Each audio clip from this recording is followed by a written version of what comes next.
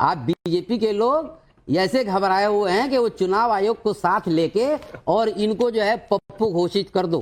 ये 10 साल से, सुनो, 10 साल से ये मोदी जी सरकार में है, आईटी सेल के साथ लैस, मेन स्ट्रीम मीडिया को साथ लेके अरबों रुपया इन्होंने फूंक दिया और 10 साल के अंदर ये राहुल गांधी को पप्पू सिद्ध करने में लगे हुए थे, लेकिन वो पप्पू पप्पा बन गया है। किसी ने नाम नहीं ऐसा बताया।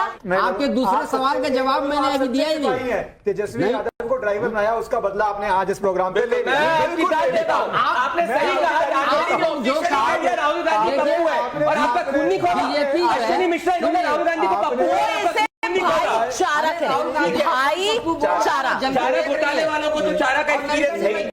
हेलो दोस्तों, आज के वीडियो में हम आपके लिए एक धमाकेदार डिबेट लेकर आए हैं जो कि आपको बहुत मजा आएगा। तो दोस्तों हो जाइए तैयार, क्योंकि इस डिबेट में आपको मिलेंगे तीखे तकरार। तो बिना देरी किए चलिए शुरू करते हैं आज का ये जबरदस्त डिबेट। दूसरी बात का जवाब देंगे। एक तो पहले मैं तो चलिए नेक्स्ट। दूसरा हमारा आई चुनाव आयोग और सुप्रीम कोर्ट।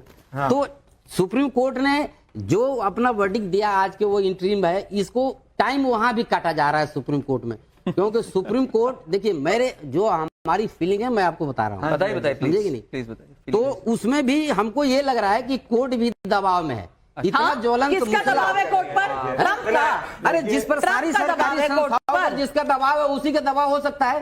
कोई अपोजिशन के पार्टी का दबाव बहुत बड़ी बात कह रहे हैं। कोर्ट की अवमानना है के साथ कह रहा हूँ मैडम, कोर्ट की अवमानना है। हमारे साथ यहाँ एडवोकेट है, चैनल इसके लिए, चैनल का ये व्यू नहीं है, चैनल का ये व्यू नहीं है। कोर्ट पर, सुप्रीम कोर्ट पर दबाव है, ये बहुत बड़ा आरोप लगाया जा रहा है।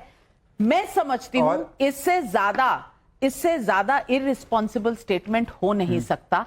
कोर्ट पर किस चीज का दबाव है? इनका इशारा किस तरफ है? यही एक रियलिटी। नाविका जी नहीं बात करनी, नाविका जी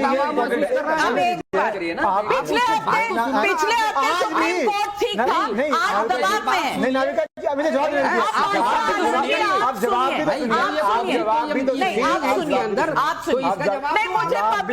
मुझे पब्लिक के कमेंट आ रहे हैं कि एक दूसरे के ऊपर जब बोलते हैं तो सुनाई नहीं देता। अब आप सुनिए, बादशाह आलम की आपकी आवाज जाएगी नहीं, आप सुनिए।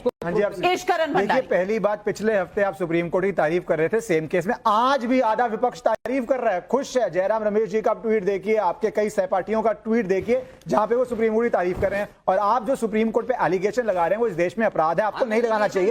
ऑन एयर आपको ये नहीं करना चाहिए। सुप्रीम कोर्ट मुद्दे पे हम भी करते हैं, जरा मुद्दे, लेकिन एक जिस तरह का मसला है, यही सुप्रीम कोर्ट रातों रात सुनता है और डिसीजन ले लिया जा रहा है। अब सुन लीजिए, उनकी बारी है। सुप्रीम कोर्ट को जजमेंट पास करना चाहिए कि उनको मशवरा देना चाहिए। आपने बोल लिया, मशवरा नहीं, तो डायरेक्शंस होती हैं। सुप्रीम कोर्ट के पास पूरी शक्ति है डायरेक्शन देने की, तभी आपको तड़प रही है, क्योंकि पहले इलेक्शन कमीशन ने किया, ये देश चलता है प्रोसीजर से। आपको एफिडेविट पे कंप्लेंट देनी पड़ती है, आपको एफिडेविट पे फैक्ट देने पड़ते हैं, क्योंकि चुनावी रैली में आप कुछ भी बोल सकते हैं कि अनपढ़ों को आप काट देंगे वोटर लिस्ट से। मैंने ऐसी वीडियो भी देखी है, जिसके पास पैसा नहीं है उसको काट देंगे वोटर लिस्ट से। आप कुछ भी भ्रम फैला सकते हैं, पर कोर्ट में आपको एफिडेविट देना चाहिए। 65 लाख लोग आप बोलते हैं गलत काटे गए हैं, तो आप एफिडेविट डालिए ना कि ये लोगों को गलत काटा, ये 50,000 लोग है, ये 1 लाख व्यक्ति है, जीवित है, ये अब आप एफिडेविट पर डालिएगा कोर्ट के सामने। दूध का दूध और पानी का पानी हो जाएगा। दूसरी बात, घुसपैठियों को लेके, भारत के लिए इससे बड़ा खतरा नहीं हो सकता है। एक स्टेटमेंट थी, Muslims have first right on resources. मुझे लगता है अब स्टेटमेंट आएगी,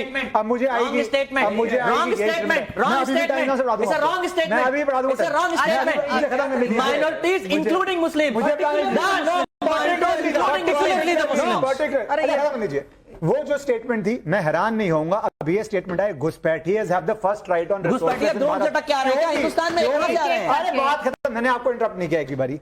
अब ये नई स्टेटमेंट लेके आएंगे, घुसपैठिए have the first right on resources, क्योंकि देश की जनता ने 3 चुनाव हरा दिए हैं, तो अब आपको बाहर से वोटर लाने पड़ेंगे, उसके लिए ही आप सारा प्रोटेस्ट कर रहे हैं। आखिरी बात, जो आपको सबसे बड़ी प्रॉब्लम है, मुझे लगता है चाहे आपका जीएसटी गब्बर सिंह टैक्स हो या चौकीदार चोर हो, दोनों फ्लॉप हो चुके हैं। इस बारी भी वोट चोरी आप चलाते रहिए, जनता उसका जवाब दे देगी। मनमोहन सिंह का वीडियो आ चुका है, ये देखिए आप। that minorities, particularly Muslims, particularly मुस्लिम, विशेषकर मुसलमानों का कहना और चाहिए। ये देश बेच देते हैं। भाई इस देश में पारसी भी रहते जो मुसलमानों से कम है, लेकिन कांग्रेस पार्टी को हमेशा सिर्फ मुसलमान ही नजर आए हैं और इसको ये सेक्युलरिज्म कहते हैं। नाविका जी दूसरी बार भी अप्रैल 2009 में प्रेस कॉन्फ्रेंस में भी बोला था, प्रेस कॉन्फ्रेंस ये I said minorities, पर्टिकुलरली दूसरी बार जस्टिफाई भी कर रहे हैं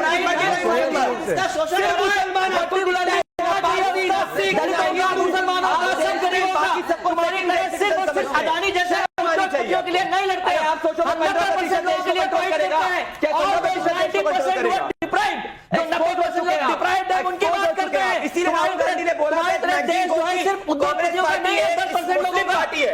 राहुल गांधी ने कहा ये देश नहीं है, उद्योगपतियों का देश नहीं है, ये देश 90% लोगों का है जो गरीब है। एक मिनट मैं करण वर्मा जी आपसे पूछना चाहती हूँ, अब मौलानाओं का क्या वोटर का अधिकार छीन लिया गया था? क्योंकि राहुल गांधी उनसे मिलने गए थे, मंदिर गए थे, लेकिन मंदिर में पंडितों को मिलने की तो कोई फोटो नहीं आई, मौलानाओं को मिलने की जरूर फोटो आई है। अब मैं पूछना चाहती हूँ कि ये माजरा है क्या? देखिए, आपको पता है नाविका जी, जब वहां से निकल रहे थे ना राहुल गांधी जी, तो उन्होंने कहा ये हमारा गुलिस्तान है, हम दोनों जो मिले हुए हैं। तो वहीं पे जिनसे मिल रहे थे उसमें एक शायर ने इनसे कहा कि बर्बाद गुलिस्ता करने को एक ही उल्लू काफी था, हर शाख पे उल्लू बैठा है, अंजामे गुलिस्ता का क्या होगा। तो अब जब इसका तेजस्वी और राहुल से कोई लेना देना नहीं है, इसका तेजस्वी और राहुल गांधी से बिल्कुल लेना देना नहीं है। थैंक यू वेरी मच, क्योंकि ये डिस्क्लेमर जरूरी है। डेफोमेशन का केस अगर है तो वो आप पे है, चैनल पर नहीं। इसमें डेफोमेशन की बात ही नहीं, मैं तो बता रहा हूं जो सुना वहां। अब बादशाह आलम जी, आप सुप्रीम कोर्ट की तो मत बुराई किया करो। तेजस्वी यादव ने कहा लालू जी 3-4 बार कन्विक्टेड जरूर हैं, पर सुप्रीम कोर्ट को हम मानते हैं, वहां देखो कन्विक्टेड नहीं है चारा चोरी के लिए। बताइए, एक ही जगह है जहां आपके सुप्रीमो कन्विक्टेड नहीं है, आप उसकी बात कर रहे हैं। और ये तो प्रदीप जी और इश्करण जी बता रहे थे कि Muslims have the first right to resources. आपको पता है नाविका जी, इनके झारखंड के कांग्रेस इन चीफ गुलाम अहमद मीर ने 14 नवंबर 2024 को झारखंड चुनाव के बीचों बीच, और वहां के वो हेड थे, उन्होंने कहा हम गैस सिलेंडर देंगे, घुसपैठियों को भी देंगे, इलीगल को भी देंगे, चुनाव में ये मकान बना कर देंगे। सूरी ने क्या कहा? हरदीप सिंह सूरी कौन है? कैबिनेट मिनिस्टर है ना? सूरी नहीं है, पुरी है। हरदीप सिंह पुरी कैबिनेट मिनिस्टर है ना? अब नाविका जी एक बात उन्होंने कही, सुप्रीम ने कहा नहीं, कहा गलत बात है, एक कहा नहीं, समय पर बोलिए। ये क्या तरीका है आपका? अरे आप सुप्रीम कोर्ट ने, आपको क्या हो गया भाई? सुप्रीम कोर्ट में इन्होंने बात कही कि हलफनामा पे देने को आज सुप्रीम कोर्ट। सोचिए नाविका जी, ये वो पार्टी है जो हलफनामा पे राम काल्पनिक है लिखने में 1 मिनट नहीं वेस्ट करती, वहां आगे बढ़ के एफिडेविट दिया इन्होंने सुप्रीम कोर्ट में, और यहाँ पे एफिडेविट नहीं दे सकते। तो ये इनका किस लोगों के साथ घूमना फिरना है, कौन सा वोट बैंक ये ताड़ रहे हैं, इलीगल्स का, ये सामने है भाई। राहुल गांधी ने खुद को एक्सपोज किया है आज। आपकी यही गलती है, ताउम्र यही गलती करते रहे, धूल आपके चेहरे पे, आप आईना साफ करते रहे, कभी इलेक्शन कमीशन, कभी सुप्रीम कोर्ट, आज आपको लताड़ सुप्रीम कोर्ट से पड़ी है। धनेंद्र भारद्वाज जी आम आदमी पार्टी के प्रवक्ता हैं, और मैं आपके, ये शो का नाम है सवाल पब्लिक का, तो मैं जनता के सवाल उठाना चाहती हूं। नीरज कुमार का मुंगेर बिहार से सवाल है, राहुल गांधी मुंगेर में खानका रहमानी जाकर मुस्लिम धर्म गुरुओं से मिले, लेकिन चंडी मंदिर नहीं गए। क्या राहुल गांधी की वोट अधिकार यात्रा वोट बैंक के लिए है या कोई वोट चोरी भी हुआ है? ये पब्लिक का सवाल है, मैं नहीं पूछ रही।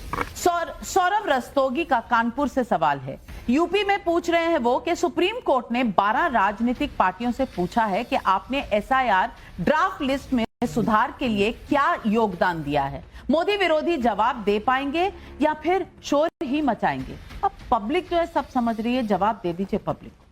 देखिए नाविका जी, वोट चोरी तो होते हैं तो पूरा देश मान चुका, आप मानो ना मानो, प्रदीप भंडारी माने ना माने, लेकिन बीजेपी देश में वोट की चोरी करती है। दिल्ली के विधानसभा के चुनाव में हमने देखा कि अरविंद केजरीवाल जी की विधानसभा में 50,000 वोट काट दिए। अरविंद केजरीवाल जी एविडेंस लेके गए, सबूत लेके गए, इलेक्शन कमीशन को दे के, लेकिन इलेक्शन कमीशन ने कोई कार्रवाई नहीं करी। लगातार नई दिल्ली विधानसभा में साड़ियां बांटी गई, जूते बांटे गए, पैसे बांटे गए, सब चीज करी गई। अरविंद केजरीवाल आम आदमी पार्टी इलेक्शन कमीशन के पास रोज जा रही थी, रोज प्रेस कॉन्फ्रेंस कर रही थी, लेकिन इलेक्शन कमीशन ने कोई कार्रवाई नहीं करी। आज election commission Bharatiya Janata party की फ्रंटल विंग की तरह काम कर रहा है। आज ईडी हो, सीबीआई हो, जितने डेमोक्रेटिकल इंस्टीट्यूशंस हैं उनको रोज बुलडोज किया जा रहा है। आज सारी एजेंसियां जैसे लग रहा है भारतीय जनता पार्टी की फ्रंटल विंग की तरह काम कर रही है। अगर कोई सवाल पूछता है, हम थोड़ी कह रहे, गणेश कुमार की पीसी आपने भी सुनी होगी, देश ने सुनी है, गणेश कुमार की पीसी सुन लीजिए। गणेश कुमार ने खुद एडमिट करा है कि एक आदमी के पास 2 वोटर आईडी कार्ड हो सकते हैं, एक आदमी का कई राज्यों में वोटर लिस्ट में नाम हो सकता है। अब गणेश कुमार से पूछो कि दिल्ली के चुनाव हुए 2025 में, अब 2027 में बिहार के 2026 में बिहार के चुनाव होंगे, बिहार के चुनाव में वही वोटर जाएगा, दिल्ली में पहले वोट करा, अब जाके कहेगा गणेश कुमार कोई बात नहीं। तो होता है, गणेश कुमार को 20 लाख लोग मर गए पिछले 22 सालों में, ये गणेश कुमार को अब पता चला है। और उन 20 लाख लोगों के मरे लोगों के वोट कौन डालता था, इसकी